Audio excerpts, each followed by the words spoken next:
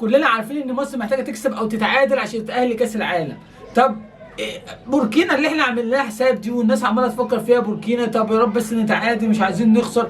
فقلت يا ربي هو في ايه؟ ما نشوف بوركينا دي مين ومعاها لعيبه ايه. فبدور كده ببص لقيت ان القايمه كلها محترفين. دي اول نقطه، كلهم فين؟ محترفين بره، مفيش حد جاي من الدوري البوركيني. قلت ادور ورا المدرب اشوف المدرب بتاعهم بيلعب ازاي. فوجئت لقيت المدرب بتاعهم ما بيلعبش تشكيله ثابته، يعني كل مره بتشكيله مختلفه، كل ماتش بتشكيله مختلفه عن التاني.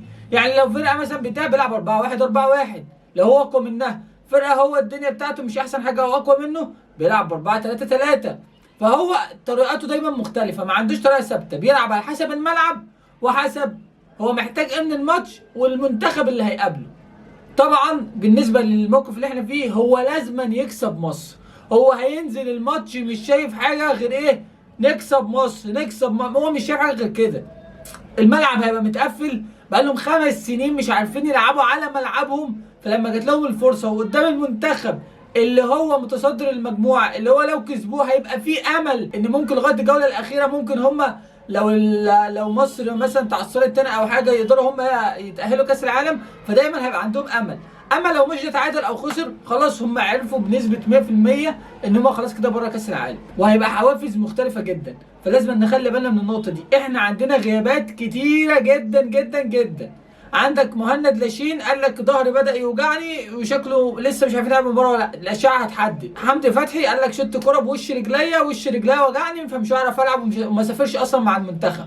فدلوقتي هنلعب بمين؟ انت لازم هتلعب ب2-6، لازم هتلعب ب2 بيدافعوا. اكيد هتطلع واحد من الاثنين، لا زيزو لا تريزيجيه، وهتنزل مكانه لا اما دونجا ومعاهم مروان او دونجا، ولو مهند لاشين كويس تلعب مع مروان. يعني مروان لازم يلعب الماتش الجاي اللي هو بقاله شهرين اصلا 3 بعيد وجاي من عمليه فتاء والدنيا معاه مش احسن حاجه، لسه مش عارفين مستواه عامل ازاي. بس هو انا بقول لك وبنسبه تغطى ال 99% مروان بكره اساسي، ومعاه جنبه دونجا لا اما مهند لاشين حسب الاشعه اللي هتقول.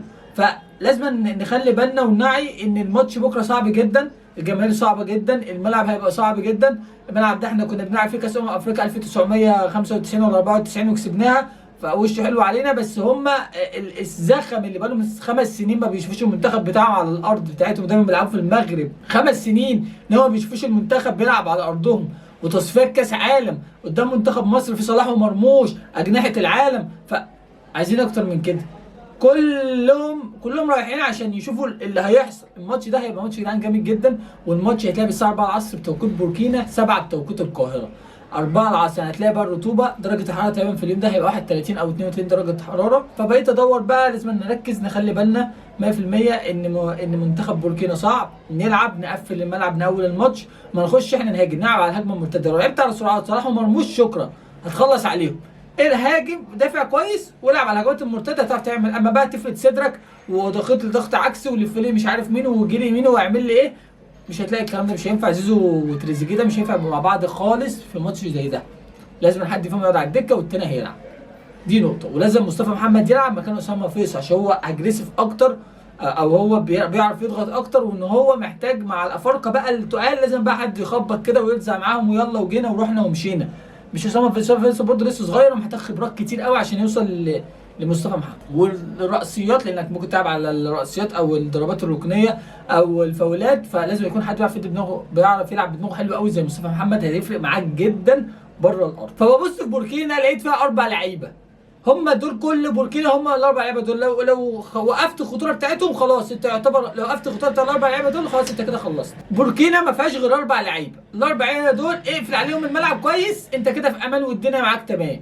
هتعمل ايه؟ هقول لك. اول لاعب عندهم كوناتي ده ما كانش بيلعب اساسي، بقى يلعب اساسي. هو مهاجم بقى يلعب اساسي عشان المهاجم بتاعه الاساسي اتصاب. هو بيتميز ان هو طويل وبيعرف يلعب الكرات ايه بدماغه حلو قوي زي مصطفى محمد كده. حلو. معاهم جناح شاب بيلعب في رافنبورج الالماني. اللاعب ده يا جدعان مهاري جدا جدا جدا، هيلعب بالجبهه شويه، يلعب على هاني اللي هو اصلا هاني ضايع، هيلعب على ناحيه هاني. فلازم حد دايما يرجع مع هاني، ده موضوع مفروغ منه، دي اقوى جبهه عندهم.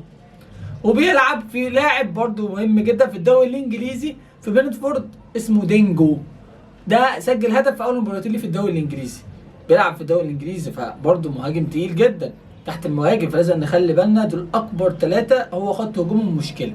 ال3 دول مش سهل خالص ان تقفل كويس جدا عليهم.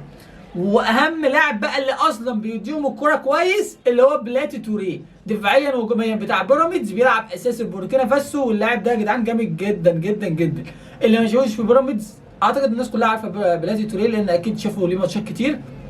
متميز، بيعرف يطلع اللعيبه وبيعرف يدافع حلو قوي. فنخلي بالنا الماتش مش سهل، ولو ما عرفتش تكسب اتعادلت خير وبركه، انت هتحتاج في الماتشين اللي بعدهم نقطه. يعني اعتبر نفسك اتأهلت، هتقابل جيبوتي اللي هي اصلا حصلت المجموعه، فخلاص اعتبر نفسك اتأهلت. وغينيا بيساو طويل هنا في القاهره، يعني انت عايز تاني اكتر من كده. فالتعادل هيكفينا. عرفنا نجيب جون ونخطف الجون نكسب مفيش مشكله، ما عرفناش او التعادل كويس جدا ونحسم التاهل في الجوله الجايه ان شاء الله باذن الله. اكتب تحت في الكومنت توقعاتك للماتش ايه، وشايف بوركينا فاسو منتخب القوي المرعب اللي الناس عامله عليه حكايه، ولا شايف ان بوركينا فاسو منتخب عادي جدا وان احنا هنقدر نكسبه بسهوله هنا؟ اكتب تحت في الكومنت. شكرا على الشيك في القناه وتفعل زر الجرس لو عجبك الفيديو. سلام.